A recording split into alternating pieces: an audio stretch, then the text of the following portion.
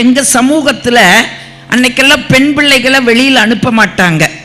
பெண் பிள்ளைகள் பெரிய மனுஷி ஆயிட்டா வீட்டோட வச்சிருவாங்க. எங்கேயோ தெக்க வடக்க பார்த்து யாரோ ஒருத்தர் கல்யாணத்தை பண்ணி கொடுத்துருவாங்க. இப்போ எங்கம்மா சொல்லுது, எங்கேயோ தெக்க வடக்க பாருங்க, அவளுக்கு கல்யாணத்தை பண்ணுங்கிறது எங்கம்மா. எங்கப்பா சொல்றாரு, இல்லை அவ படிக்கட்டுங்கிறாரு. எங்கம்மா சொல்லுது, சட்டிவானதாங்க கழுவ போறா இன்னொருத்தர் வீட்டுக்கு போய், எதுக்குங்க அவளுக்கு படிப்பு வேண்டாம், எங்கப்பா படிக்கிட்டு. நீங்க நம்பவே மாட்டீங்க, ஒரு வருஷம் 2 பேர் வீட்டுக்குள்ள பட்டிமன்றம். இப்ப ஏன் பட்டிமன்ற பேச்சாளராக வந்தேன்னு தெரிஞ்சுதா? இவங்க 2 பேரும் வீட்டுக்குள்ள பட்டிமன்றம் நடத்திட்டு இருந்தாங்க. ஒரு வருஷம் எனக்கு பிரேக்கு. கடைசியில் எங்க அப்பா ஜெயிச்சிட்டாரு. இப்ப என் படிப்பு தொடருது. மறுபடியும் 9ஆம் வகுப்புக்குள்ளேயே போறேன். 8வது படிக்கிற பிள்ளைகள்லாம் வந்து என்னை அக்கா அக்கா அக்கான்னு கூப்பிடுது. அவமானமா இருக்குது.